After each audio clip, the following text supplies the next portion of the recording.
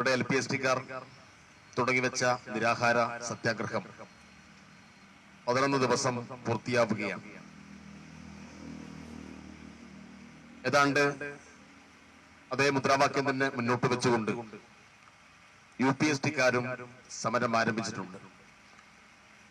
ഈ സമരപ്പന്തലിൽ നേരത്തെ ഞങ്ങൾ വരികയും ഈ നിരാഹാര സത്യാഗ്രഹത്തിന് പിന്തുണ പ്രഖ്യാപിക്കുകയും ചെയ്തിരുന്നു.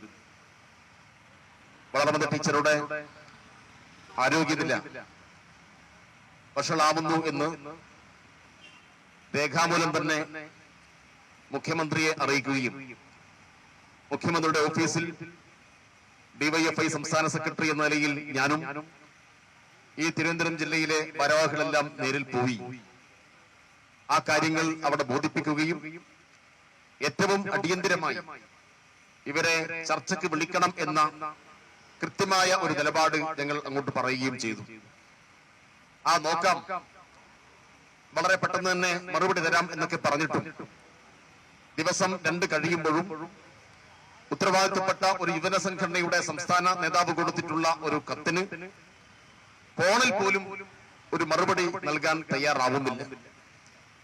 VD സതീശനെ കുറിച്ച് ഇവിടെയുള്ള കുറച്ച് മാധ്യമങ്ങളെല്ലാം പാടി പുകഴ്ത്തിയത് അദ്ദേഹം വന്നതിന് ശേഷമാണ് ഇവിടെ പലരും സ്വാതന്ത്ര്യത്തിന്റെ എല്ലാം വായു ശ്വസിച്ചു തുടങ്ങിയത്.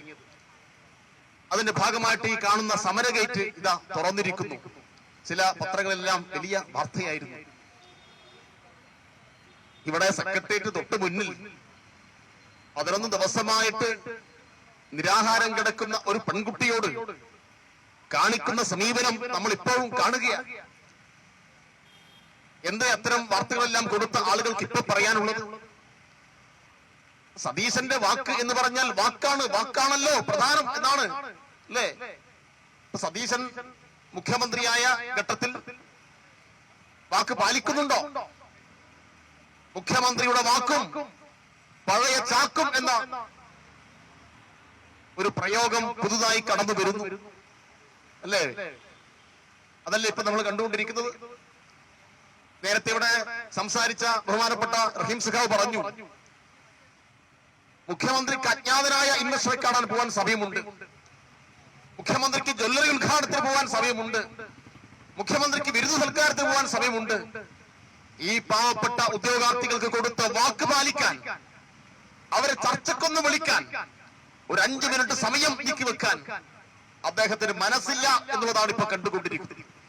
ഇതൊരു കാരണവശാലും ഒരു ജനാധിപത്യ സമൂഹത്തിന് ചേർന്ന കാര്യമല്ല. അതുകൊണ്ട് വാക്കാണല്ലോ പ്രധാനം എന്ന് പറയുന്ന മുഖ്യമന്ത്രിയെ DYFI ഓർമ്മപ്പെടുത്തുന്നു. നിങ്ങൾ കൊടുത്ത വാക്ക്, നിങ്ങൾ ഉറപ്പ് കൊടുത്ത കാര്യം അത് പാലിക്കാൻ, അതുമായി ബന്ധപ്പെട്ട ഒരു സ്റ്റെപ്പ് മുന്നോട്ട് വെക്കാൻ നിങ്ങൾ തയ്യാറാവണം. തയ്യാറായിട്ടില്ലെങ്കിൽ ഈ സെക്രട്ടേറിയറ്റും ഈ റോഡുമെല്ലാം ഉജ്ജ്വലമായ പോരാട്ടത്തിന്റെ ഇന്നലകളിലുണ്ട്. ഞങ്ങളിപ്പോ പുറത്തുനിന്ന് ഒരു ഐക്യദാർഢ്യം പറഞ്ഞിട്ടേ ഉള്ളൂ. ഇനി വരുന്നത് ഇങ്ങനെ ആയിരിക്കില്ല.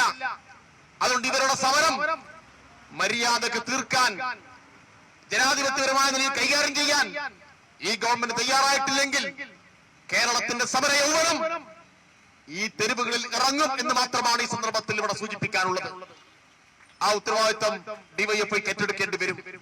അതുകൊണ്ട് മുഖ്യമന്ത്രിയോട് ഒരിക്കൽ കൂടി ജനാധിപത്യപരമായ നിലയിൽ ഞങ്ങൾ അഭ്യർത്ഥിക്കുന്നത്, ഞങ്ങൾ കൊടുത്ത കത്തുണ്ട്, ഈ നിരാഹാരം കിടക്കുന്ന ആളുകൾ കൊടുത്ത നിരവധി നിവേദനങ്ങളുണ്ട്, അതിനെല്ലാം അടിസ്ഥാനപ്പെടുത്തിയിട്ട് ഒട്ടും സമയം വൈകാതെ ഇവരെ ചർച്ചയ്ക്ക് വിളിച്ചിരുത്തണം എന്ന് മാത്രമാണ് ഈ സന്ദർഭത്തിൽ പറയാനുള്ളത്. ഈ സമരം ചെയ്തുകൊണ്ടിരിക്കുന്ന പ്രിയപ്പെട്ട ഈ സഹോദരി സഹോദരന്മാരെ DYFI കേരള സംസ്ഥാന കമ്മിറ്റിക്ക് വേണ്ടി അഭിവാദനം ചെയ്യുന്നു. എന്റെ വാക്കുകൾ അവസാനിപ്പിക്കുന്നു.